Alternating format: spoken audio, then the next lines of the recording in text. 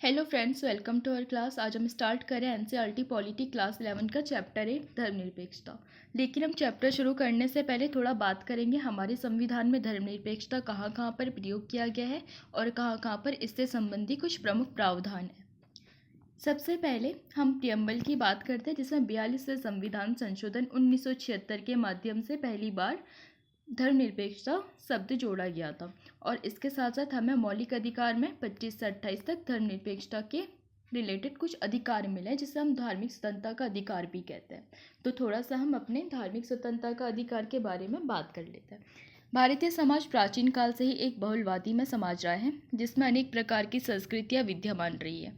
भारत में अनेक धर्म, जाति, संप्रदाय के लोग भी निवास करते रहे। सभी धर्मों और पंथों को समान रूप से स्वतंत्रता प्राप्त रही है। सर्वधर्म समभाव और वसुधैव कुटुंबकम पर आधारित भारतीय समाज ने सभी को समान रूप से स्वतंत्रता भी प्रदान की है, जो मैंने अभी बताया आर्टिकल 25 से 28 में मेंशन है। ब्रिटिश शासनकाल के दौरान 1813 के चार्टर में पहली बार ईसाई मिशनरीज भारत में पहली बार ईसाई धर्म के प्रचार प्रसार करने की स्वतंत्रता प्रदान मिली थी। स्वतंत्रता के समान संविधान निर्माताओं द्वारा जिस संविधान का निर्माण किया गया वह पूरी तरह से धर्मनिरपेक्षता पर आधारित था। यद्यपि कि मूल संविधान में धर्मनिरपेक्षता शब्द का प्रयोग नहीं किया, पहली बार 42वें संविधान संशोधन 1976 के माध्यम से संविधान में धर्मनिरपेक्षता शब्द जोड़ा गया था। एस.आर. बोमईवाद 1994 में माननीय सुप्रीम कोर्ट ने धर्मनिरपेक्षता को मूलभूत ढांचा घोषित किया था। और अगर आपको पता है कि कोई भी मूलभूत ढांचे में छेड़खानी करता है तो फिर वो चीज़ असंवैधानिक ही घोषित की जाती है, केशवानंद भारती केस के हिसाब से। भारत में जो बहुधार्मिक, भाषाई एवं सांस्कृतिक राष्ट्र है, इसके लिए धर्मनिरपेक्षता आवश्यक है। भारतीय संविधान धर्मनिरपेक्षता पर आधारित है। आर्टिकल 25 से 28 तक धार्मिक स्वतंत्रता का अधिकार हम सभी को मिला हुआ है। आर्टिकल 25 की बात करते हैं पहले। अंतःकरण की और धर्म के अबाध रूप से मानने की, आचरण करने की और प्रचार करने की स्वतंत्रता की ये बात करता है। सबसे पहले लोक व्यवस्था, सदाचार और स्वास्थ्य में इस भाग के अन्य उपबंधों की अधीन रहते हुए भी सभी व्यक्तियों को अंतःकरण की स्वतंत्रता और धर्म के अबाध रूप से मानने, आचरण करने और प्रचार करने का समान अधिकार होगा, ये इसमें कहा गया है। राज्य सामाजिक कल्याण और सुधार के लिए यह सार्वजनिक प्रकार की हिंदुओं की धार्मिक संस्थाओं को हिंदुओं के सभी वर्गों और उपवर्गों के लिए खोलेगा। स्पष्टीकरण भी है इसमें। जो कृपाण धारण करना और लेकर चलना है वो सिर्फ सिख धर्म का अंग माना जाएगा। और जो स्पष्टीकरण 2 है उसमें माना गया है कि जो सिख हैं, बौद्ध है, जैन है, धार्मिक जो भी इस धर्म के हैं, तो वो जो भी धार्मिक निर्देश दिए जाएंगे तो वो माना जाएगा कि हिंदू धर्म के लोगों को दिया गया है, यानी कि इन सभी पंथों को हिंदू धर्म के अंतर्गत रखा गया है।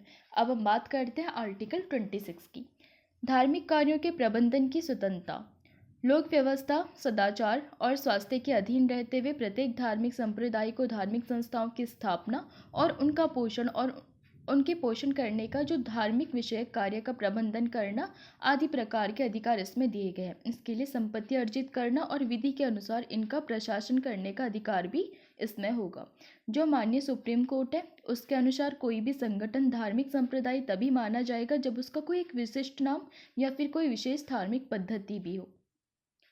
अब हम बात करते हैं आर्टिकल 27 की। किसी विशिष्ट धर्म की अभिवृद्धि के लिए कर न देने की स्वतंत्रता इसमें दी गई है। किसी भी व्यक्ति को कोई ऐसा कर देने के लिए बाध्य नहीं किया जाएगा जिसकी आय को किसी विशेष धर्म या फिर धार्मिक संप्रदाय की अभिवृद्धि या पोषण में व्यय किया जाता है। आर्टिकल 27 किसी विशेष धर्म में उन्नति के लिए कर लगाने से रोकता है, किंतु शुल्क लगाने से निषेध नहीं करता है। और अगर आपको पता होगा, कर और शुल्क दोनों ही अलग अलग चीज़ है, इन दोनों में अंतर है। शुल्क क्या होता है? अगर हम किसी को पैसे दे रहे हैं तो बदले में हमें कुछ मिल भी रहा है, लेकिन कर में ऐसा नहीं होता है। अब हम बात करते हैं आर्टिकल 28 की। कुछ शिक्षा संस्थाओं में धार्मिक शिक्षा या फिर धार्मिक उपासना में उपस्थित होने की स्वतंत्रता की बात इसमें की गई है। राज्य निधि से पूर्णतया पोषित किसी शिक्षण संस्थान में धार्मिक शिक्षा नहीं दी जाएगी, किंतु उपरोक्त बात ऐसी शिक्षा संस्थाओं में लागू नहीं होगी जिसका प्रशासन किसी ऐसे न्यास या फिर ट्रस्ट द्वारा होता है या फिर न्यास के अधीन स्थापना हुई है जिसके अनुसार उसमें धार्मिक शिक्षा देना अनिवार्य है। और तीसरा प्रोविज़न है इसमें, राज्य में मान्यता प्राप्त या फिर सहायता प्राप्त शिक्षण संस्थान में जिसमें धार्मिक शिक्षा दी जाती है, किसी भी छात्र को उसकी अनुमति के बिना, यदि वह अवयस्क है यानी कि 18 से कम एज का है, तो उसके अभिभावक की अनुमति के बिना उसे धार्मिक शिक्षा या फिर उपासना में उपस्थित होने के लिए बाध्य नहीं किया जाएगा। इस प्रकार जो आर्टिकल 25 से 28 तक पूरी तरह से धर्मनिरपेक्षता पर यह आधारित है और राज्य धर्म के आधार पर किसी भी प्रकार का कोई भेदभाव नहीं कर सकता और न ही राज्य किसी भी धर्म को विशेष रूप से बढ़ावा दे सकता है। प्रत्येक व्यक्ति को धर्म की स्वतंत्रता का अधिकार भी है। तो चलिए अब हम अपना चैप्टर स्टार्ट करते हैं इन सारे प्रोविजंस को जानने के बाद। जब विभिन्न संस्कृतियां और समुदाय एक ही देश में साथ साथ रहते हों तो लोकतांत्रिक राज्य उनमें से प्रत्येक के लिए समानता की गारंटी कैसे करें। पिछले अध्याय में यही सवाल सामने आया था। इस अध्याय में हम ये देखने की कोशिश करेंगे कि सवाल का जवाब देने में धर्मनिरपेक्षता की अवधारणा का इस्तेमाल कैसे किया जा सकता है। भारत में धर्मनिरपेक्षता का विचार सार्वजनिक वाद विवादों और परिचर्चाओं में सदैव मौजूद रहा है। फिर भी यहाँ धर्मनिरपेक्षता की स्थिति को लेकर कुछ मामले काफ़ी पेचीदा भी हैं। एक और तो आमतौर पर हर राजनेता इसकी शपथ लेता है कि हर राजनीतिक दल धर्मनिरपेक्ष होने की घोषणा करता है और दूसरी ओर तमाम किस्म की चिंताएं संदेह धर्मनिरपेक्षता को घेरे रहते हैं। पुरोहितों और धार्मिक राष्ट्रवादियों द्वारा ही नहीं, कुछ राजनीतिज्ञों, सामाजिक कार्यकर्ताओं और यहाँ तक कि शिक्षाविदों द्वारा भी धर्मनिरपेक्षता का विरोध किया जाता है।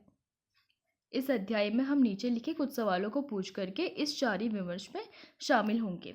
जैसे, क्या ये उन समाजों के लिए उपयुक्त है जिनमें धर्म का आज भी लोगों के व्यक्तिगत जीवन पर गहरा असर है? क्या धर्मनिरपेक्षता भारतीय मिट्टी में रोपा गया एक पश्चिमी पौधा है? क्या धर्मनिरपेक्षता में पक्षपात के चिन्ह है? क्या इससे अल्पसंख्यकों का तुष्टीकरण होता है या फिर क्या ये धर्म विरोधी है? इस अध्याय के अंत में आप भारत जैसे लोकतांत्रिक समाज में धर्मनिरपेक्षता के महत्व को जानने, समझने और भारतीय धर्मनिरपेक्षता की विशिष्टता के बारे में कुछ सीखने में समर्थ भी हो सकेंगे। अब हम बात करते हैं आखिर धर्मनिरपेक्षता क्या है। यद्यपि यहूदियों को समस्त यूरोप में सदियों तक भेदभाव झेलना पड़ा था, मगर वर्तमान इजराइल राष्ट्र में ईसाई और मुसलमान दोनों ही अरबी अल्पसंख्यक हैं। वे उन राजनीतिक और आर्थिक लाभों से वंचित हैं जो यहूदी नागरिकों को मिले हुए हैं। यूरोप के अनेक हिस्सों में गैर ईसाइयों के प्रति भेदभाव के सूक्ष्म रूप अभी भी बरकरार है। पड़ोसी देश पाकिस्तान और बांग्लादेश में भी धार्मिक अल्पसंख्यकों की स्थिति ने लोगों का ध्यान अपनी ओर खींचा भी है। इस तरह के उदाहरण हमें समकालीन विश्व में धर्मनिरपेक्षता के महत्व की याद भी दिलाता है। जैसे अभी आपने देखा होगा कि काफ़ी जैसे इजराइल में भी चल रहा था, जैसे मतलब हिजबुल्लाह वाला जो चल रहा था, या फिर इस प्रकार की जो भी चीज़ें, कहीं ना कहीं धर्मनिरपेक्षता से भी ये चीज़ें जुड़ी हुई है। धर्मों के बीच वर्चस्ववाद। हमारे अपने देश में संविधान घोषणा करता है कि हर भारतीय नागरिक को देश के किसी भी भाग में आज़ादी और प्रतिष्ठा के साथ रहने का अधिकार है, आर्टिकल 21 के तहत, जो कि मानव की गरिमा और प्रतिष्ठा को सुरक्षित करता है। मगर वास्तव में वर्जना और भेदभाव के अनेक रूप अभी भी बरकरार है। नीचे दिए गए 3 उदाहरणों पर गौर करके हम इसे समझ सकते हैं। 1984 में दिल्ली और देश के बाकी हिस्सों में लगभग 2700 से ज़्यादा सिख मारे गए। पीड़ितों के परिवारजनों का मानना है कि दोषियों को आज तक सजा नहीं मिली है। हजारों कश्मीरी पंडितों को घाटी में अपना घर छोड़ने के लिए विवश किया गया। वे 2 दशकों के बाद भी अपने घर नहीं लौट सके। 2002 में गुजरात में गोधरा दंगों के पश्चात लगभग 1000 से ज़्यादा लोग मारे गए। इन परिवारों के जीवित बचे हुए बहुत से सदस्य अपने गाँव वापस नहीं जा सके जहाँ से वे उजाड़ दिए गए थे। इन तमाम उदाहरणों में क्या बात सामान्य है? इन सभी उदाहरणों में किसी न किसी रूप में भेदभाव है। हर मामले में किसी एक धार्मिक समुदाय के लोगों को लक्ष्य किया गया और उनकी धार्मिक पहचान के कारण सताया भी गया। दूसरे शब्दों में नागरिकों के एक समूह को बुनियादी आज़ादी से वंचित किया गया। ये भी कहा जा सकता है कि सारे उदाहरण अंतर्धार्मिक वर्चस्व और एक धार्मिक समुदाय द्वारा दूसरे समुदायों के उत्पीड़न के मामले हैं। धर्मनिरपेक्षता को सर्वप्रथम और सर्वप्रमुख रूप से ऐसा सिद्धांत समझा जाना चाहिए जो अंतर्धार्मिक वर्चस्व का विरोध करता है। हालांकि ये धर्मनिरपेक्षता की अवधारणा के महत्वपूर्ण पहलुओं में से एक है।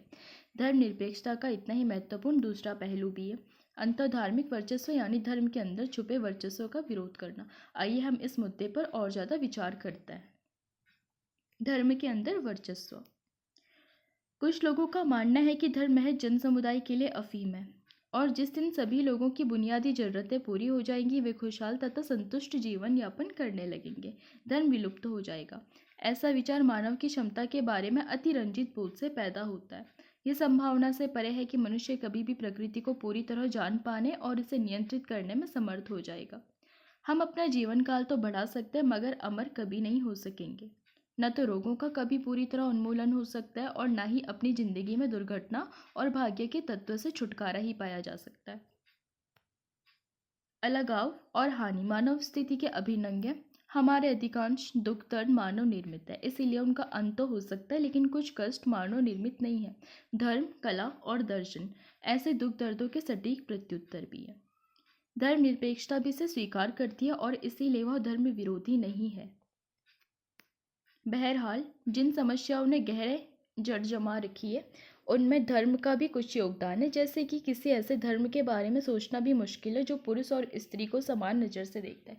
चाहे कोई सा भी धर्म है, वहाँ पर पुरुष और स्त्री में समानता कहीं भी आपको देखने को नहीं मिलेगी। चाहे हिंदू धर्म है, चाहे मुस्लिम धर्म है, चाहे कोई सा भी धर्म है। लैंगिक असमानता हर धर्म में आपको देखने को मिलेगी। हिंदू धर्म में कुछ तबके भेदभाव से स्थायी तौर पर पीड़ित रहे हैं। मसलन दलितों को हिंदू मंदिरों में प्रवेश से हमेशा रोका जाता रहा है। देश के कुछ हिस्सों में हिंदू महिलाओं का भी मंदिरों में प्रवेश वर्जित है। जब कोई धर्म एक संगठन में बदलता है तो आमतौर पर इसका सर्वाधिक रूढ़िवादी हिस्सा इस पर हावी हो जाता है, जो किसी किस्म की असहमति बर्दाश्त नहीं करता। अमेरिका के कुछ हिस्सों में धार्मिक रूढ़िवाद बड़ी समस्या बन गया है, जो देश के अंदर भी शांति के लिए खतरा पैदा कर रहा है और बाहर भी। कई धर्म संप्रदायों में टूट जाते हैं और निरंतर आपसी हिंसा तथा भिन्न मत रखने वाले अल्पसंख्यकों के उत्पीड़न में लगे रहते हैं। इस प्रकार धार्मिक वर्चस्व को केवल अंतर्धार्मिक वर्चस्व के तौर पर नहीं देखा जा सकता है। ये एक दूसरा सुस्पष्ट रूप यानी कि धर्म के अंदर वर्चस्व का रूप भी ग्रहण करता है। संस्थाबद्ध धार्मिक वर्चस्व के सभी रूपों का विरोधी होने के नाते धर्मनिरपेक्षता को न केवल अंतर्धार्मिक बल्कि धर्म के अंदरूनी वर्चस्व को भी चुनौती देनी होगी। हमारे पास धर्मनिरपेक्षता की आम धारणा मौजूद है। यह ऐसा नियामक सिद्धांत है जो धर्मनिरपेक्ष समाज अर्थात अंतर्धार्मिक या फिर अंतःधार्मिक, दोनों डिफरेंस है, दोनों तरह के वर्चस्व से रहित समाज बनाना चाहता है। सकारात्मक रूप से देखा जाए तो ये धर्मों के अंदर आज़ादी तथा विभिन्न धर्मों के बीच उनके अंदर समानता को बढ़ावा देता है। अब हम इस व्यापक ढांचे के अंदर कुछ विशिष्ट और लघुतर सवालों पर भी विचार करते हैं, जैसे कि इन उद्देश्यों को पूरा करने के लिए किस प्रकार का राज्य सक्षम होगा। दूसरे शब्दों में, धर्मनिरपेक्षता के लिए प्रतिबद्ध किसी राज्य को धर्म और धार्मिक समुदाय से कैसे संबद्ध होना चाहिए। अब हम बात करेंगे धर्मनिरपेक्ष राज्य की। धार्मिक भेदभाव को रोकने का एक रास्ता ये हो सकता है कि हम आपसी जागरूकता के लिए एक साथ मिलकर काम करें। लोगों की सोच को बदलने में मदद करने के लिए शिक्षा एक उपाय हो सकता है। साझेदारी और पारस्परिक सहायता के व्यक्तिगत उदाहरण भी विभिन्न समुदाय के बीच पूर्वाग्रह और संदेहों को कम करने में योगदान कर सकते हैं। अब नॉर्मल सी चीज़ है, कोई ए कम्युनिटी है, कोई बी कम्युनिटी है, दोनों रहते हैं, कोई इधर कोई इससे बहुत ज़्यादा दूर, तो हम उसके बारे में सिर्फ राय बना सकते हैं। हमें एक्चुअल में नहीं पता कि उसका रहन सहन क्या है या फिर उसका लाइफ स्टाइल क्या है, वो किस तरीके से रह रहा है। तो उसी प्रकार से कई प्रकार के पूर्वाग्रह भी जन्म लेते हैं। सेम कंडीशन हम यहाँ पर अप्लाई कर सकते हैं। भयानक सांप्रदायिक दंगों के बीच हिंदुओं द्वारा मुसलमानों को या मुसलमानों द्वारा हिंदुओं को बचाने की कहानियां पढ़ना हमेशा प्रेरणादायी होता है, लेकिन ये नामुमकिन है कि केवल शिक्षा या भलाई धार्मिक भेदभाव को मिटा दे। आधुनिक समाज में राज्यों के हाथों में प्रचुर सार्वजनिक शक्ति निहित होती है। राज्य सत्ता जिस प्रकार काम करती है उससे अंतर सामुदायिक टकरावों और धार्मिक भेदभाव से अपेक्षाकृत कम ग्रसित समाज की रचना के प्रयासों पर निर्णायक प्रभाव पड़ता ही है। इस कारण हमें देखने को मिलता है कि धार्मिक टकराव रोकने और धार्मिक समानता को प्रोत्साहित करने के लिए किस किस्म की राज्य सत्ता आवश्यक है। एक राष्ट्र को किसी धार्मिक समूह के वर्चस्व को कैसे रोकना चाहिए। सबसे पहले तो राज्य सत्ता किसी खास धर्म के प्रमुखों द्वारा संचालित नहीं होनी चाहिए, क्योंकि अगर किसी खास धर्म का प्रमुख होगा तो वो अपने धर्म के लोगों का ज़्यादा भला करना चाहेगा या फिर किसी भी प्रकार का करना चाहेगा, या फिर उससे धार्मिक दंगे बढ़ सकते हैं। इस प्रकार की कई समस्याएं सामने आ सकती है। पुरोहिताई व्यवस्था द्वारा प्रत्यक्ष रूप से शासित राष्ट्र धर्मतांत्रिक राष्ट्र कहलाता है, ना कि धर्मनिरपेक्ष। धर्मतांत्रिक राष्ट्र अपनी श्रेणीबद्धता, उत्पीड़न और दूसरे धार्मिक समूह के सदस्यों को धार्मिक स्वतंत्रता न देने के लिए कुख्यात रहे। मध्यकालीन यूरोप में पोप की राज्य सत्ता या हाल के समय में तालिबानी राज्य सत्ता जहां धार्मिक और राजनीतिक संस्थाओं के बीच अलगाव का अभाव था। इस प्रकार के उदाहरण है, अगर आपको पता होगा, जो 2002 के दशक में एक तालिबानी अटैक हुआ था, जिसमें कि जो सबसे बड़े बुद्ध की प्रतिमा थी पामीर के पठार में, पामीर बुद्धा के नाम से जानी, तो उसको भी उन्होंने विध्वंस कर दिया। उन्होंने अपनी कितनी बड़ी संस्कृति और विरासत का विध्वंस कर लिया था, सिर्फ एक धर्म को बढ़ावा देने के लिए। यदि हमारे लिए शांति, स्वतंत्रता और समानता का कोई महत्व है, तो धार्मिक संस्थाओं और राज्य सत्ता की संस्थाओं के बीच संबंध विच्छेद अवश्य होना चाहिए। कुछ लोग सोचते हैं कि संगठित धर्म और राज्य सत्ता के बीच संबंध विच्छेद ही धर्मनिरपेक्ष राज्य के अस्तित्व के लिए पर्याप्त है, मगर ऐसा होता दिखाई नहीं देता। अनेक राज्य धर्मतांत्रिक न होते हुए भी किसी खास धर्म के साथ घनिष्ठ गठजोड़ बनाए हुए हैं। उदाहरण के लिए 16वीं सदी में इंग्लैंड का राज्य पुरोहित वर्ग द्वारा संचालित न होते हुए भी स्पष्ट रूप से आंग्ल चर्च और इसके सदस्यों का पक्ष पोषण करता था। इंग्लैंड में स्थापित आंग्ल चर्च का सुस्थापित ईसाई धर्म राष्ट्र का आधिकारिक धर्म भी था। आज सुन्नी इस्लाम पाकिस्तान का आधिकारिक राज्य धर्म है। ऐसे शासन तंत्रों में आंतरिक विरोध या धार्मिक समानता की तनिक भी गुंजाइश नहीं होती है। आप इसको एक एग्जाम्पल से भी समझ सकते हैं हिस्ट्री के। आप मुगल काल में अगर देखेंगे, दो शासक थे, एक था अकबर, दूसरा था औरंगजेब। तो जो अकबर की नीति थी वो कैसी थी? धार्मिक सहिष्णुता वाली। तो वो एक महान राजा बन के भी उभरा था। वहीं जैसे औरंगजेब ने असहिष्णुता की नीति अपनाई थी, यानी कि सिर्फ मतलब अपने धर्म पर ही कट्टरता दिखाई थी, तो फिर उसकी वजह से उसका जो राज्य का पतन हुआ था, कहीं ना कहीं उसका एक कारण उसकी जो धार्मिक असहिष्णुता की नीति थी वो भी रही थी। सचमुच धर्मनिरपेक्ष होने के लिए राज्य सत्ता को न केवल धर्मतांत्रिक होने से इनकार करना होगा, बल्कि उसे किसी भी धर्म के साथ किसी भी तरह के औपचारिक कानूनी गठजोड़ से परहेज करना होगा। धर्म और राज्य सत्ता के बीच संबंध विच्छेद धर्मनिरपेक्ष राज्य सत्ता के लिए जरूरी है, मगर केवल यही पर्याप्त नहीं है। धर्मनिरपेक्ष राज्य को ऐसे सिद्धांतों और लक्ष्यों के लिए अवश्य प्रतिबद्ध होना चाहिए जो अंशतः ही सही गैर धार्मिक स्रोतों से निकलते हों।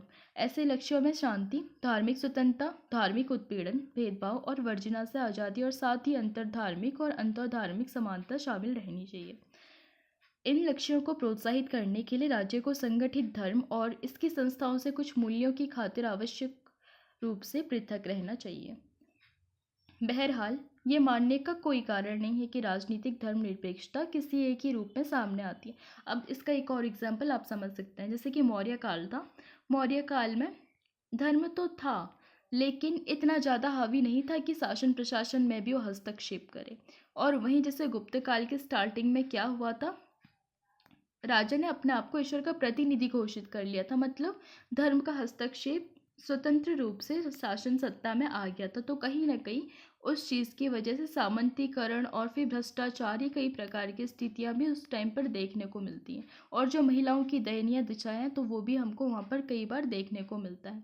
जो महिलाओं का शिक्षा स्तर था, कहीं ना कहीं वो भी काफ़ी गिर चुका था। इसीलिए धर्म को शासन से थोड़ा हटा करके ही साथ में रखना चाहिए। वास्तव में इस पृथकता के विविध रूप हो सकते हैं, जो इस पर निर्भर है कि यह संबंध विच्छेद किस प्रकार हासिल किया गया है, किन खास मूल्यों को वो बढ़ावा देना चाहता है और इन मूल्यों को कैसे परिभाषित किया गया है। अब हम ऐसी दो संकल्पनाओं पर विचार करेंगे। एक है मुख्य धारा की पश्चिमी संकल्पना, जिसका सर्वोत्तम नमूना अमेरिकी राज्य प्रस्तुत करता है, और दूसरी है एक वैकल्पिक संकल्पना, जिसका सर्वोत्तम उदाहरण भारतीय राज्य है। धर्मनिरपेक्षता का यूरोपीय मॉडल। सभी धर्मनिरपेक्ष राज्यों में एक चीज सामान्य है, वे न तो धर्मतांत्रिक है और न किसी खास धर्म की स्थापना ही करते हैं। हालांकि सर्वाधिक प्रचलित संकल्पना में, जो मुख्यतः अमेरिकी मॉडल द्वारा प्रेरित, धर्म और राज्य सत्ता के संबंध विच्छेद को पारस्परिक निषेध के रूप में समझा जाता है। राज्य सत्ता धर्म के मामले में हस्तक्षेप नहीं करेगी और इसी प्रकार धर्म राज्य सत्ता के मामलों में दखल नहीं करेगा। अगर आपको पता होगा अमेरिका में क्या चलता है कि वो अपना चर्च जाएंगे, भगवान की पूजा करेंगे, लेकिन घर तक। उनके ना ऑफिस में आपको कहीं पे भगवान की मूर्ति दिखेगी, ना किसी होटल में भगवान की मूर्ति दिखेगी, या फिर किसी भी टाइप का ऐसा सिंबल नहीं दिखेगा जो कि उनके धर्म से जुड़ा है। घर तक या फिर चर्च तक ही उनको ऐसे सिंबल्स देखने को मिलते हैं। बाकी ना उनकी गाड़ी में ऐसे सिंबल्स होंगे, ना ही उनके घर में मतलब ना ही उनके होटल्स में होंगे, या फिर ना ही उनके ऐसे काम की जगहों पे होंगे। मतलब वो काम और धर्म को बिल्कुल अलग रखता है। दोनों के अपने अलग अलग क्षेत्र हैं। अलग अलग सीमाएं हैं। राज्य सत्ता की कोई नीति पूर्णतः धार्मिक तर्क के आधार पर निर्मित नहीं हो सकती। कोई धार्मिक वर्गीकरण किसी सार्वजनिक नीति की बुनियाद नहीं बन सकता। अगर ऐसा हुआ तो राज्य सत्ता के मामले में धर्म की अवैध घुसपैठ मानी जाएगी। थोड़ा सा कमाल अतातुर्क की धर्मनिरपेक्षता पर भी बात करते हैं। आइए हम एक अत्यंत भिन्न किस्म की धर्मनिरपेक्षता पर नज़र दौड़ाते हैं। 20वीं सदी के प्रथमार्ध में तुर्की में धर्मनिरपेक्षता अमल में आई। ये धर्मनिरपेक्षता संगठित धर्म में सैद्धांतिक दूरी बनाने की बजाय धर्म में सक्रिय हस्तक्षेप के जरिए उसके दमन की हिमायत करती थी। मुस्तफ़ा कमाल अतातुर्क ने इस किस्म की धर्मनिरपेक्षता पेश की और उस पर अमल भी किया। अतातुर्क फर्स्ट वर्ल्ड वॉर के बाद सत्ता में आए। वे तुर्की के सार्वजनिक जीवन में खिलाफत को समाप्त कर देने के लिए कटिबद्ध थे। खिलाफत यानी कि आपको पता होगा पहले एक खलीफा हुआ करता था जो कि पूरे के पूरे समुदाय को एक जगह से ऑर्डर देता था। वे मानते थे कि परंपरागत सोच, विचार और अभिव्यक्तियों से नाता तोड़े बगैर तुर्की को उसकी दुखद स्थिति से नहीं उबारा जा सकता। उन्होंने तुर्की को आधुनिक और धर्मनिरपेक्ष बनाने के लिए आक्रामक ढंग से कदम बढ़ाए। उन्होंने खुद अपना नाम मुस्तफ़ा कमाल पाशा से बदलकर कमाल अतातुर्क कर लिया। अतातुर्क का अर्थ है तुर्कों का पिता। हैट कानून के जरिए मुसलमानों द्वारा पहनी जाने वाली परंपरागत फैज टोपी को प्रतिबंधित कर दिया गया। स्त्रियों पुरुषों के लिए पश्चिमी पोशाकों को बढ़ावा दिया गया। तुर्की पंचांग की जगह पश्चिमी ग्रिगोरियन पंचांग लाया गया। 1928 में नई तुर्की वर्णमाला को संशोधित लैटिन रूप में अपनाया गया। क्या आप ऐसी धर्मनिरपेक्षता की कल्पना कर सकते हैं जो आपको अपनी पहचान से जुड़ा नाम रखने और आपकी पसंद के कपड़े पहनने की आज़ादी भी ना दे और आपकी बोलचाल की भाषा ही बदल डाले? आपके ख्याल से अतातुर्क की धर्मनिरपेक्षता भारतीय धर्मनिरपेक्षता से किन मायनों में अलग है? उसी प्रकार राज्य किसी धार्मिक संस्था को मदद नहीं देगा। वह धार्मिक समुदायों द्वारा संचालित शैक्षणिक संस्थाओं को वित्तीय सहयोग भी नहीं दे सकता। जब तक धार्मिक समुदायों की गतिविधियां देश के कानून द्वारा निर्मित व्यापक सीमा के अंदर होती है वह इन गतिविधियों में व्यवधान पैदा नहीं कर सकता। जैसे कि अगर कोई धार्मिक संस्था औरतों के पुरोहित होने को वर्जित करता है तो राज्य सत्ता इस मामले में कुछ नहीं कर सकती। अगर कोई धार्मिक समुदाय अपने भिन्न मतावलंबियों का बहिष्कार करता है तो राज्य इस मामले में मूक दर्शक ही बना रह सकता है। अगर कोई खास धर्म अपने सदस्यों को मंदिर के गर्भ रह जाने से रोकता है तो राज्य के पास मामले को यथावत बने रहने के अलावा और कोई विकल्प ही नहीं है। इस विचार से धर्म एक निजी मामला है, वह राज्य सत्ता की नीति या कानून का विषय नहीं हो सकता। ये संकल्पना स्वतंत्रता और समानता की व्यक्तिवादी ढंग से व्याख्या करती है। स्वतंत्रता का मतलब होता है व्यक्तियों की स्वतंत्रता। समानता का तात्पर्य है व्यक्तियों के बीच की समानता। इसमें गुंजाइश नहीं है कि किसी समुदाय को अपनी पसंद का आचरण करने की स्वतंत्रता रहे। समुदाय आधारित अधिकारों या अल्पसंख्यक अधिकारों की कोई गुंजाइश नहीं है। पश्चिमी समाजों का इतिहास बताता है कि ऐसा क्यों है। यहूदियों की उपस्थिति को छोड़ दिया जाए तो अधिकांश पश्चिमी समाज काफ़ी हद तक धार्मिक रूप से सजातीय थे। स्वाभाविक रूप से इस तथ्य के चलते उनके केंद्र में अंतः धार्मिक वर्चस्व ही रहता था।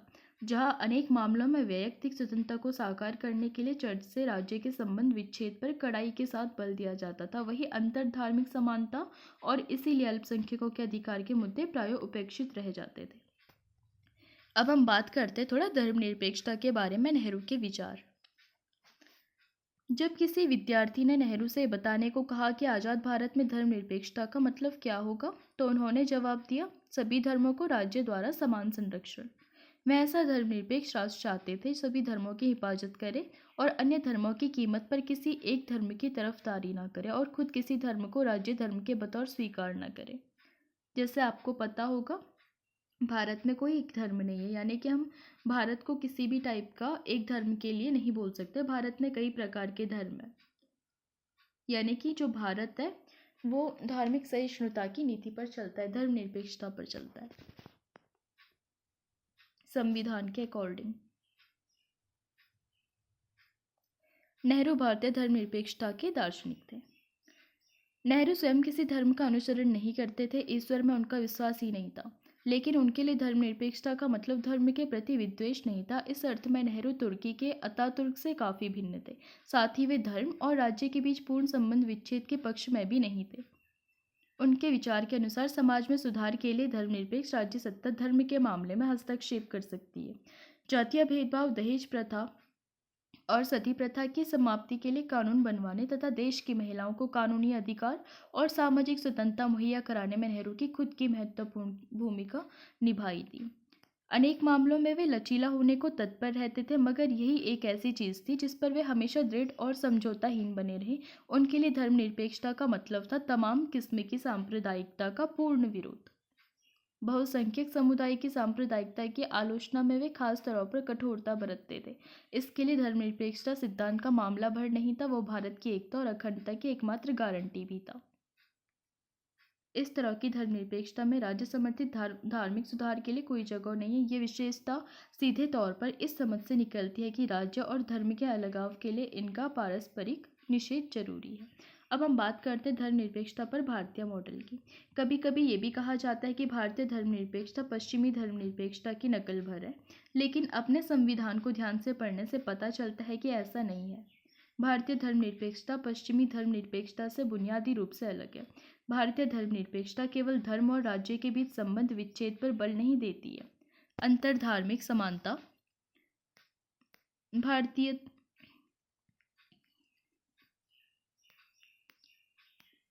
संकल्पना के लिए अत्यंत महत्वपूर्ण है। हम इस पर और भी विस्तार के साथ सोच विचार करेंगे। भारतीय धर्मनिरपेक्षता को कौन सी चीज विशिष्ट बनाती है? सर्वप्रथम तो ये गहरी धार्मिक विविधता के संदर्भ में उदित हुआ था। ये विविधता पश्चिमी आधुनिक विचारों और राष्ट्रवाद के आगमन से पहले की चीज है। भारत में पहले से ही अंतर्धार्मिक सहिष्णुता की संस्कृति मौजूद थी। बहरहाल हमें यह भूलना नहीं चाहिए कि सहिष्णुता धार्मिक वर्चस्व की विरोधी नहीं है। हो सकता है कि सहिष्णुता में हर किसी को कुछ मौका मिल जाए, लेकिन ऐसी आज़ादी प्रायः सीमित होती है। इसके अलावा सहिष्णुता हम में उन लोगों को बर्दाश्त करने की क्षमता पैदा करती है जिन्हें हम बिल्कुल नापसंद करते हैं। ये उस समाज के लिए तो भारी गुण है जो किसी बड़े गृह युद्ध से उबर रहा हो, मगर शांति के समय में नहीं, जब लोग समान मान मर्यादा के लिए संघर्ष कर रहे हैं। पश्चिमी आधुनिकता के आगमन ने भारतीय चिंतन में अब तक उपेक्षित और हाशिए पर रही समानता की अवधारणा को सतह पर ला दिया। उसने इस धारणा को धारदार बनाया और हमें समुदाय के अंदर समानता पर बल देने की ओर अग्रसर किया। उसने हमारे समाज में मौजूद श्रेणीबद्धता को हटाने के लिए अंतर सामुदायिक समानता के विचार को भी उद्घाटित किया। इस तरह भारतीय समाज में पहले से मौजूद धार्मिक विविधता और पश्चिमशाही विचारों के बीच अंतःक्रिया शुरू हुई, जिसके फलस्वरूप भारतीय धर्मनिरपेक्षता ने विशेष रूप ग्रहण किया। भारतीय धर्मनिरपेक्षता ने अंतर्धार्मिक और अंतर्धार्मिक वर्चस्व पर एक साथ ध्यान केंद्रित किया। इसने हिंदुओं के अंदर दलितों और महिलाओं के उत्पीड़न और भारतीय मुस्लिम और ईसाइयों के अंदर महिलाओं के प्रति भेदभाव तथा बहुसंख्यक समुदाय द्वारा अल्पसंख्यक धार्मिक समुदाय के अधिकारों पर उत्पन्न किए जा सकने वाले खतरों का समान रूप से विरोध किया। इस प्रकार यह मुख्य धारा की पश्चिमी धर्मनिरपेक्षता से इसकी पहली महत्वपूर्ण भिन्नता है। इसी से जुड़ी है दूसरी भिन्नता। भारतीय धर्मनिरपेक्षता का संबंध व्यक्तियों की धार्मिक आज़ादी से ही नहीं, अल्पसंख्यक समुदाय की धार्मिक आज़ादी से भी है, जो कि आर्टिकल 29 और 30 में भी मेंशन किया गया है। उसी प्रकार धार्मिक अल्पसंख्यकों को भी अपनी खुद की संस्कृति और शैक्षिक संस्थाएं कायम रखने का भी अधिकार है। एक तीसरी भिन्नता भी है। चूंकि धर्मनिरपेक्ष राज्य को अंतर्धार्मिक वर्चस्व के मसले पर भी समान रूप से चिंतित रहना है, अतः भारतीय धर्मनिरपेक्षता में राज्य समर्थित धार्मिक सुधार की गुंजाइश भी है और अनुकूलता भी।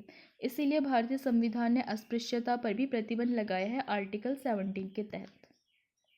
भारतीय राज्य ने बाल विवाह के उन्मूलन और अंतरजातीय विवाह पर हिंदू धर्म के द्वारा लगाए निषेध को खत्म करने के लिए अनेक कानून भी बनाए हुए।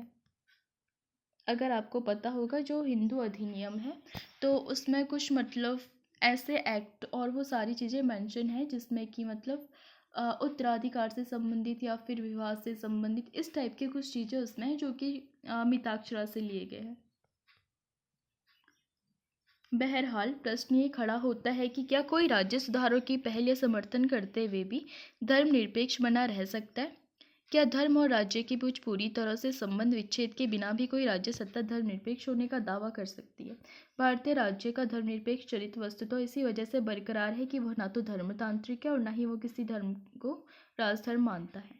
इसके परे इसकी धार्मिक समानता हासिल करने के लिए अत्यंत परिष्कृत नीति अपनाई है। इसी नीति के चलते वह अमेरिकी शैली में धर्म से विलग भी हो सकता है या जरूरत पड़ने पर उसके साथ संबंध भी बना सकता है। भारतीय राज्य धार्मिक अत्याचार का विरोध करते करने के लिए धर्म के साथ निषेधात्मक संबंध भी बना सकता है। यह बात अस्पृश्यता पर प्रतिबंध जैसी कार्रवाइयों में झलकती है, जो कि आपको पता होगा आर्टिकल 17 में मेंशन है। और इसी आर्टिकल 17 को फॉलो करने के लिए कई प्रकार के एक्ट भी बनाए गए, जैसे नागरिकता अधिनियम 1955 वाला। वह जुड़ाव की सकारात्मक विधि भी चुन सकती है। इसीलिए भारतीय संविधान तमाम धार्मिक अल्पसंख्यकों को अपनी खुद की शिक्षण संस्थाएं खोलने और चलाने का अधिकार भी देता है, जिन्हें राज्य सत्ता की ओर से सहायता भी मिल सकती है। शांति, स्वतंत्रता और समानता के मूल्यों को बढ़ावा देने के लिए भारतीय राज्य सत्ता ये तमाम जटिल रणनीतियां अपना सकती है। अब तक ये बात स्पष्ट हो जानी चाहिए कि भारतीय धर्मनिरपेक्षता की जटिलता सर्वधर्म संभाव के मुहावरे में क्यों समावित नहीं हो सकती है। अगर इस मुहावरे का मतलब तमाम धर्मों का शांतिपूर्ण सहअस्तित्व या अंतर्धार्मिक सहिष्णुता है, तो इससे काम नहीं चलेगा, क्योंकि धर्मनिरपेक्षता का तात्पर्य शांतिपूर्ण सहअस्तित्व या सहिष्णुता से काफ़ी आगे तक जाता है। अगर इस मुहावरे का मतलब तमाम धर्मों के प्रति सम्मान की समान भावना है, तो इसमें एक अस्पष्टता भी है, जिसे स्पष्ट करना जरूरी है। भारतीय धर्मनिरपेक्षता तमाम धर्मों में राज्य सत्ता के सैद्धांतिक हस्तक्षेप की अनुमति देती है। ऐसा हस्तक्षेप हर धर्म के कुछ खास पहलुओं के प्रति असम्मान को प्रदर्शित भी करता है। उदाहरण के लिए, धर्म के स्तर पर मान्य जातिगत विभाजन भारतीय धर्मनिरपेक्षता के अंतर्गत स्वीकार्य नहीं हो सकता। धर्मनिरपेक्ष राज्य के लिए जरूरी नहीं है कि धर्म के हर पहलू को वह एक जैसा सम्मान प्रदान करे। यह संगठित धर्मों के कुछ पहलुओं के प्रति एक जैसा सम्मान दर्शाने की अनुमति भी देता है। भारतीय धर्मनिरपेक्षता की आलोचनाएं। भारतीय धर्मनिरपेक्षता की तीखी आलोचनाओं का विषय बनी रही है। यह आलोचनाएं क्या है कि हम धर्मनिरपेक्षता को उनसे बचा सकते हैं। पहला, धर्म विरोधी आलोचना की जाती है। पहला, अक्सर ये तर्क दिया जाता है कि धर्मनिरपेक्षता धर्म विरोधी है। हम शायद यह दिखा पाने में सफल हुए हैं कि धर्मनिरपेक्षता संस्थाबद्ध धार्मिक वर्चस्व का विरोध करती है। यह धर्म विरोधी होने का पर्याय नहीं है। उसी प्रकार कुछ लोग ये तर्क देते हैं कि धर्मनिरपेक्षता धार्मिक पहचान के लिए खतरा पैदा करती है, लेकिन हमने पहले भी देखा है कि धर्मनिरपेक्षता धार्मिक स्वतंत्रता और समानता को बढ़ावा देती है। अतएव ये धार्मिक पहचान पर खतरा पैदा करने के बजाय उसकी हिफाजत करती है। बेशक वह धार्मिक पहचान के मतांध, हिंसक, दुराग्रही, औरों का बहिष्कार करने वाले और अन्य धर्मों के प्रति घृणा उत्पन्न करने वाले रूपों पर अवश्य चोट करती है। वास्तविक प्रश्न ये नहीं है कि किसी चीज़ पर चोट की जाए या नहीं, बल्कि ये है कि जिस पर प्रहार किया जा रहा है वह मूल रूप से उस योग्य है या नहीं। अब हम बात करते हैं पश्चिम से आयातित। दूसरी आलोचना है कि धर्मनिरपेक्षता पश्चिमी अवधारणा है और इसीलिए भारतीय स्थितियों के लिए अनुपयुक्त है। पहली नज़र में ये एक विचित्र शिकायत है, क्योंकि पतलून से लेकर इंटरनेट और संसदीय लोकतंत्र तक आज भारत में लाखों चीज़ें प्रचलन में हैं, जिनकी जड़ें पश्चिम में हैं। इसीलिए पहला जवाब तो यही हो सकता है कि ऐसा है भी तो क्या हुआ। क्या आपने किसी यूरोपियन को शिकायत करते हुए सुना है कि शून्य का आविष्कार भारत में हुआ था, तो वे इसका इस्तेमाल नहीं करेंगे? बहरहाल ये किस्म का छिछला जवाब होगा। अधिक महत्वपूर्ण और प्रासंगिक बात तो यह है कि सचमुच धर्मनिरपेक्ष होने के लिए किसी राष्ट्र का अपना खुद का लक्ष्य होना चाहिए। पश्चिमी राज्य तब धर्मनिरपेक्ष बने जब एक महत्वपूर्ण स्तर पर उन्होंने ईसाइयत से संबंध विच्छेद कर लिया। पश्चिमी धर्मनिरपेक्षता में वैसी कोई ईसाइयत नहीं है। फिर भी इस दावे का क्या मतलब है कि ये पश्चिमी है? धर्म और राज्य का पारस्परिक निषेध, जिसे पश्चिमी धर्मनिरपेक्ष समाजों का आदर्श माना जाता है, सभी धर्मनिरपेक्ष राज्य सत्ता की प्रमुख विशेषता भी नहीं है। संबद्ध विच्छेद के विचार की व्याख्या अलग अलग तरह से की जा सकती है। कोई धर्मनिरपेक्ष राज्य सत्ता समुदाय के बीच शांति को बढ़ावा देने के लिए धर्म से सैद्धांतिक दूरी बनाए रख सकती है, और खास समुदायों की रक्षा के लिए वह उसमें हस्तक्षेप भी कर सकती है। भारत में ठीक यही बात हुई। यह ऐसी धर्मनिरपेक्षता सीधा साधा पश्चिमी आरोपणी है। तथ्य तो ये भी है कि धर्मनिरपेक्षता का विगत इतिहास पश्चिमी और गैर पश्चिमी दोनों मार्गों का अनुसरण करता दिखता है। पश्चिम में चर्च और राज्य के संबंध विच्छेद का सवाल केंद्रीय था, और भारत जैसे देशों में शांतिपूर्ण से अस्तित्व के सवाल महत्वपूर्ण रहे हैं। अब हम बात करते हैं अल्पसंख्यकवाद की। तीसरे आलोचना के तौर पर धर्मनिरपेक्षता पर अल्पसंख्यकवाद का आरोप पड़ा जाता है कि ये सच है कि भारतीय धर्मनिरपेक्षता अल्पसंख्यक अधिकारों की पैरवी करती है, लेकिन सवाल यह है कि क्या ये न्यायोचित है? आप कल्पना करें कि 4 वयस्क पुरुष सबसे तेज चलने वाली गाड़ी में सफ़र कर रहे हैं। बीच में एक यात्री सिगरेट पीने की इच्छा व्यक्त करता है तथा दूसरा यात्री शिकायत करता है कि सिगरेट का धुआं बर्दाश्त नहीं कर सकता। अन्य 2 यात्री भी धूम्रपान करते हैं मगर वे कुछ बोलते ही नहीं हैं। साफ तौर पर कम से कम 2 यात्रियों के बीच में तो टकराव अवश्य है। एक विचार आया कि मतदान के जरिए इसे हल किया जाए। सिगरेट पीने वाले 2 खामोश यात्री उस व्यसनी का साथ देते हैं और धूम्रपान न करने वाला 2 मतों के अंतर से हार जाता है। यहाँ अल्पसंख्यक पराजित होता है मगर नतीजा तो उचित प्रतीत होता है क्योंकि आम सहमति से उचित लोकतांत्रिक रीति अपनाई गई थी। अब स्थिति को थोड़ा बदल दे। कल्पना करें कि सिगरेट न पीने वाला यात्री दमे से पीड़ित है। धूम्रपान से उसे जानलेवा दौरा पड़ सकता है। इसकी इस बात से दूसरा यात्री धूम्रपान न करे उसका बुनियादी और बहुत जरूरी हित व्यक्त होता है।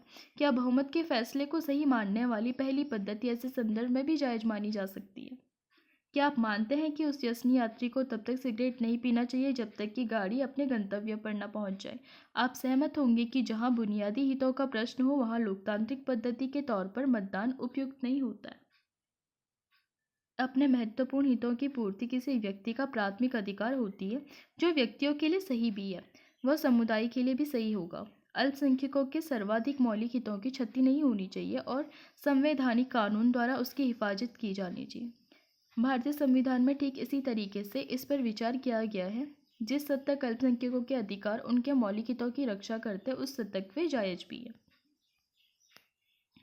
कुछ लोग फिर भी कह सकते हैं कि अल्पसंख्यकों के अधिकार ऐसे विशेषाधिकार है जिसके लिए दूसरों को कीमत चुकानी पड़ सकती है। तब ऐसे विशेषाधिकार क्यों दिए जाए? एक अन्य उदाहरण से इसका जवाब बहुत अच्छी तरह से दिया जा सकता है। जैसे कल्पना करें कि किसी प्रेक्षागृह के पहले तल्ले पर कोई फिल्म दिखाई जा रही है। वहाँ सीढ़ियों के जरिए पहुंचा जा सकता है।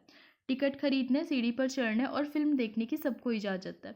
लेकिन क्या ऐसा सचमुच है? क्या हर कोई ऐसा करने को स्वतंत्र है? कल्पना कीजिए कि उन लालायित दर्शकों में से कुछ वृद्ध लोग भी हैं। कुछ ऐसे हैं जिनके हाल ही में टांग टूट गई है और कुछ अन्य शारीरिक रूप से अक्षम है।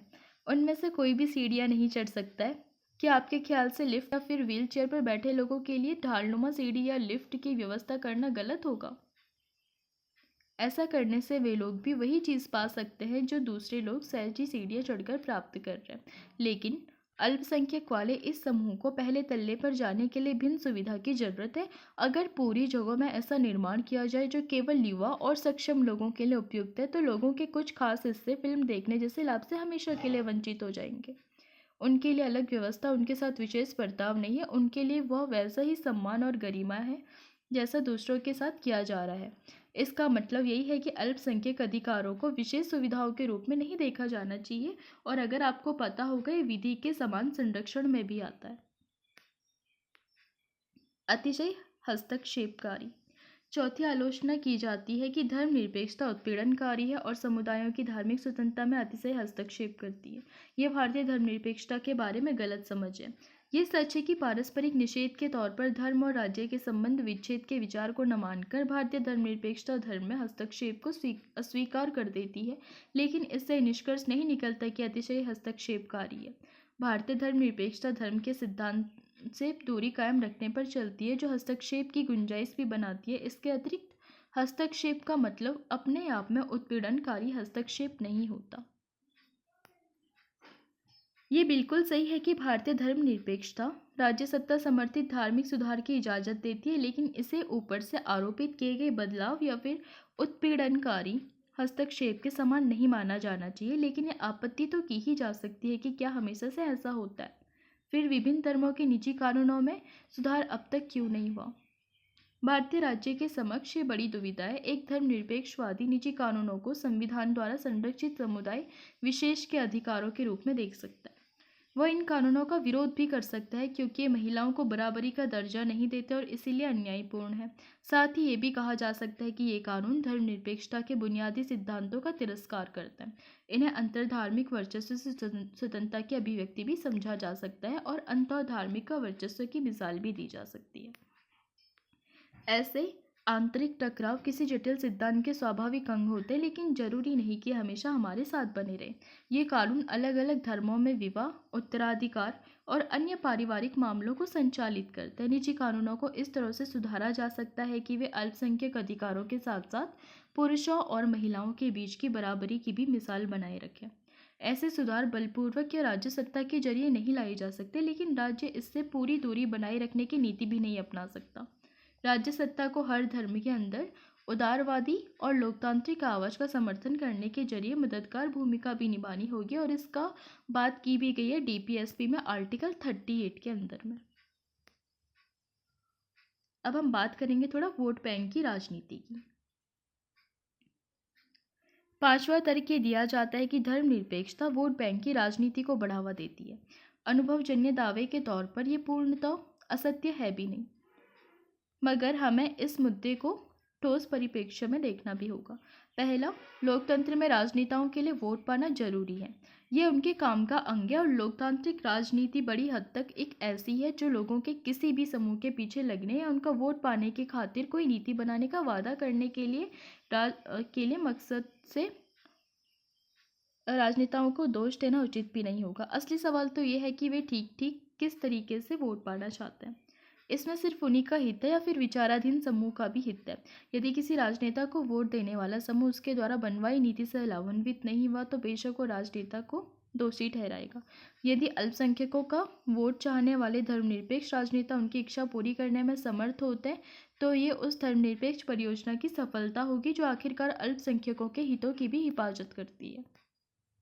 लेकिन अगर कोई व्यक्ति विचाराधीन समूह का कल्याण अन्य समूहों के कल्याण और अधिकारों की कीमत पर करना चाहे तब क्या होगा? यदि ये धर्मनिरपेक्ष राज्य सत्ता बहुसंख्यकों के हितों को नुकसान पहुंचाए तब क्या होगा? तब एक नया अन्याय पैदा होगा। क्या आप ऐसे उदाहरण सोच सकते हैं? सिद्धांत रूप में वोट बैंक की राजनीति में कुछ भी गलत नहीं हो सकता है, लेकिन केवल जब वोट बैंक की राजनीति चुनाव के दौरान किसी विशेष उम्मीदवार या फिर राजनीतिक दल के लिए सामूहिक रूप से वोट करने के लिए एक सामाजिक समूह को एकजुट करती है तो ये चुनावी राजनीति को विकृत कर देती है। यहाँ महत्वपूर्ण विशेषता यह है कि मतदान के दौरान पूरा समूह एक समान इकाई के रूप में काम करता है। समूह के भीतर विविधता के बावजूद ऐसी वोट बैंक की राजनीति करने वाली पार्टी या नेता कृत्रिम रूप से धारणा बनाने की कोशिश करते कि समूह का हित एक ही है। वास्तव में ऐसा करने से राजनीतिक दल समाज के दीर्घकालिक विकास और शासन की जरूरतों पर अल्पकालिक चुनावी लाभ को प्राथमिकता देता है। भारत में देखा भी गया है कि राजनीतिक दल वास्तविक मुद्दों की उपेक्षा करते हुए अक्सर चुनावी लाभ के लिए भावनात्मक मुद्दों पर ध्यान केंद्रित करते हैं। जैसे आपको पता होगा शिक्षा स्वास्थ्य पे कितनी बात होती है, आप इस पर अपना दिमाग भी चला सकते हैं कि बात कैसे चल रही है एंड क्या हो रहा है। समुदाय के सामने आने वाली वास्तविक समस्याओं की उपेक्षा करता है। प्रतिस्पर्धात्मक वोट बैंक की राजनीति में विभिन्न समूहों को सीमित संसाधनों के लिए प्रतिस्पर्धा करने वाले प्रतिद्वंदियों के रूप में चित्रित करने के सामाजिक विभाजन को बढ़ाने की क्षमता भी है। भारत में वोट बैंक की राजनीति अल्पसंख्यक तुष्टीकरण से भी जुड़ी हुई है। इसका मतलब यह है कि राजनीतिक दल सभी नागरिकों की समानता के सिद्धांतों की उपेक्षा करते हैं और अल्पसंख्यक समूह के हितों को प्राथमिकता देते हैं। विडंबना यह है कि अल्पसंख्यक समूह अलगाव और हाशिए पर चला गया है, चूंकि वोट बैंक की राजनीति अल्पसंख्यक समूह के भीतर विविधता को स्वीकार करने में विफल रहती है। इसीलिए इन समूहों के भीतर सामाजिक सुधार के मुद्दों को उठाना भी मुश्किल साबित हुआ है। एक असंभव परियोजना। अंतिम उन्मादपूर्ण आलोचना यह हो सकती है कि धर्मनिरपेक्षता चल ही नहीं सकती क्योंकि ये बहुत कुछ करना चाहती है। ये एक ऐसी समस्या का हल ढूंढना चाहती है जिसका समाधान है ही नहीं। ये समस्या क्या है? यही कि गहरे धार्मिक मतभेद वाले लोग कभी भी शांति से एक साथ नहीं रह सकते। हमारे अनुभव बताते हैं कि दावा गलत है। भारतीय सभ्यता का इतिहास दिखाता है कि इस तरह साथ साथ रहना बिल्कुल संभव है। अन्यत्र भी ऐसा हुआ है। ऑटोमन साम्राज्य इसका प्रेरणादायी उदाहरण है, लेकिन अब आलोचक कह सकते हैं कि इसका अस्तित्व वस्तुतः असमानता की स्थितियों में ही संभव था। श्रेणीबद्धता आधारित प्रणाली में हर कोई जगह पा सकता था। उनका दावा है कि आज ऐसा नहीं हो सकता क्योंकि अब समानता लगातार प्रभावी सांस्कृतिक मूल्य बनती जा रही है। इस आलोचना का जवाब दूसरी तरह से दिया जा सकता है। एक असंभव परियोजना का अनुसरण नहीं, वरन भारतीय धर्मनिरपेक्षता भविष्य की दुनिया का प्रतिबिंब प्रस्तुत करती है। भारत में महान प्रयोग किया जा रहा है जिसे समूची दुनिया बहुत पैनी निगाहों और बड़े चाव से देख रही है। ऐसा कहना ठीक भी है। अतीत में उपनिवेश रहे देशों से लोग अब पश्चिम के मुल्कों में अप्रवास कर रहे हैं। वैश्वीकरण में तेजी आने के साथ पूरे विश्व में लोगों की गतिशीलता अभूतपूर्व ढंग से बढ़ी है। यूरोप और अमेरिका तथा मध्य पूर्व के कुछ हिस्से अब धर्म और संस्कृति की विविधता के लिहाज से भारत जैसा दिखने लगे। ये समाज भारतीय प्रयोग के भविष्य का गहरी रुचि के साथ अवलोकन भी कर रहे हैं। यहाँ पर आप कुछ देर देख रहे होंगे और आप इनको देख करके और इन छुट्टियों को देख करके आइडिया लगा सकते हैं कि क्या भारत धर्मनिरपेक्ष है या फिर नहीं। आप इस पर अपनी राय रख सकते हैं। तो अब आपके लिए कुछ और होमवर्क। धर्मनिरपेक्षता से आप क्या समझते हैं? क्या इसकी बराबरी धार्मिक सहनशीलता से की जा सकती है? और भारतीय धर्मनिरपेक्षता का जोर धर्म और राज्य के लगाव पर नहीं वरन उससे अधिक इन्हीं बातों पर है। इस कथन को समझाइए। सैद्धांतिक दूरी क्या है? उदाहरण के साथ बताइए। तो चलिए दोस्तों, आज के लिए इतना ही। अब मिलेंगे नेक्स्ट क्लास में। अगर आपको पसंद आए तो लाइक कीजिए, शेयर कीजिए, सब्सक्राइब कीजिए। और आपको टेलीग्राम का लिंक डिस्क्रिप्शन में मिल जाएगा। आप वहाँ पर से टेलीग्राम को ज्वाइन कर सकते हैं, जहाँ पर आपको क्लासेस अपडेट एंड पीडीएफ भी मिलती रहेंगी। और अगर आपको लगता है कि एनसीईआरटी पढ़ने का टाइम नहीं है तो आप इसको फ्री टाइम में सुन सकते हैं। Thanks to watching.